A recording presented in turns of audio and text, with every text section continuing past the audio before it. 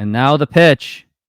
And here's a line drive, and that is a base hit, and the ball game is over, and the Mariners came back from a 5-1 deficit off a single by Leo Rivas, and that is going to be the first win of the Dan Wilson era. And now, what a comeback it was. Mariners were down 5-1. They were down 5-1. It seemed that it was over, and the first win happens in the Dan Wilson era. What I really did like in the extra innings, Dan Wilson did call for that intentional walk, which was really helpful. Nice hit by Leo Rivas. And the game was over. Dylan Moore with that stolen base. Absolutely amazing. And Ian, how is the vibes over there right now? It's pretty high, pretty good. You know, I got some other fans I'm going to show you real quick. But this is what it looks like right here. There's crying fans. Crying fans, I love it. How'd you like the game, buddy? Well, that was a great game. Yeah, great game. I mean, everyone's just, it's nice to see. Yes, absolutely. And you know what I like to see in that extra innings? I really liked it when Dan Wilson intentionally walked the guy, because I don't think Scott Service would have intentionally walked that guy. No, I don't think he would have. And I think what I like most about what I saw, we saw 7 singles tonight, or 6. That is small baseball. That is what I've been waiting for. And we got it. And Edgar Martinez delivered on, I don't know if it's a big change, but someone talked to the team about this. Also, if you watched the end of the game, which you probably saw, they looked excited. That team looked like there was some energy there that they didn't have. I don't think we come back and Scott Service is the manager tonight. No, the game, it would have been a lot of quit. Yeah. And that lead probably would have been extended by the Giants too. Oh, yeah. Also, did you notice how he handled the bullpen? We did not play matchup. We went one inning, you got it. That's how you play. Yeah, like when Michael Conforto was up, when Colin Snyder was getting those 2 outs pretty handily, Saucedo would have played. I think he would have been in there.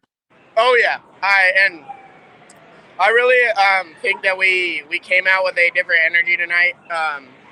As you can tell, it's fireworks night, but I mean, the eruption of the crowd when he hit the walk-off, I haven't heard in a while, so it's pretty cool. Yeah, it was absolutely an experience, especially that bottom of the 8th inning where it was all singles. Like, I really did like that. Like, they went the small ball, and that's where you kind of saw Dan Wilson showing his little Lou Piniella swagger in there. You kind of felt it. No, it was, and, you know, I think that's what you can expect out of this team, because his stuff. Also, I really liked how he pulled Canzone out. Like, Canzone cannot hit right now, and he pulled him. He went real quick, put Turner in. You know, he saw a change, and he wasn't afraid to act. And that's something Scott has yet to do all season, and he never did. And so I really agree with that. I think the biggest thing for me was I'm concerned about Castillo moving forward, because he got hit hard. It wasn't that he gave up a lot of hits. He got yanked. He got crushed. Yeah, aside from that 9 strikeouts, like, I'm distracted with, although he got 9 strikeouts, I'm distracted with the fact that he gave up 3 home runs, and that's how they got their runs. Like, he was pitching down the middle. Like, did you notice that in the first 4 pitches, he was pitching nothing but fastballs too? And I was thinking, this doesn't feel right. No, it doesn't. And I think that's something they're going to have to work through. And just take time. But I really like the spark we saw tonight. And obviously, there was some glimpses. Julio had 2 walks that I really did like the takes. And I think that was something that he's at least talked to someone, because I don't think he does that 2 days ago. I think he swings. And yeah, he had a really bad strikeout, but I see some improvement in places I didn't see it a couple days ago. Also, another difference that we may have saw, although the Mariners struck out a ton, they did make it up with a lot of walks. Yeah, I mean, the on base and everything else that they were doing was a high percentage thing. So I was really into it. But again, I think the biggest thing for me was pitching tonight. What we saw out there was a bullpen, a person who came in and they got the job done. It wasn't that they came out and they didn't know their role. It's like they knew what they were supposed to do and they didn't. And that is something we haven't seen in a couple weeks. And let's take a look at the line. We got Troy Taylor, although he did struggle a little bit, but he did get out of it, and I would love to see the Mariners use him a bit more, because they should. Gabe Spire, he was a little bit shaky, but he got out of it. Andres Munoz was unbelievable. 3 strikeouts in a row, and Colin Snyder also got out of that jam. Although that it was just ghost runner and intentional walk, but he still got out of it with Michael Conforto, and he struck him out.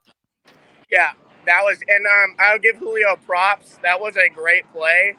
And ultimately at the end of the day, I like how we didn't, service when they didn't pull a pitcher. I didn't see that effort go out and attack. Like, we had a couple singles. They went out and talked to Rogers, and it's like the hitters just kept going up, and they're like, don't need to overpower the ball. Let's just get it in play. Let's get a run. And that really is something I look forward to seeing with the club moving forward.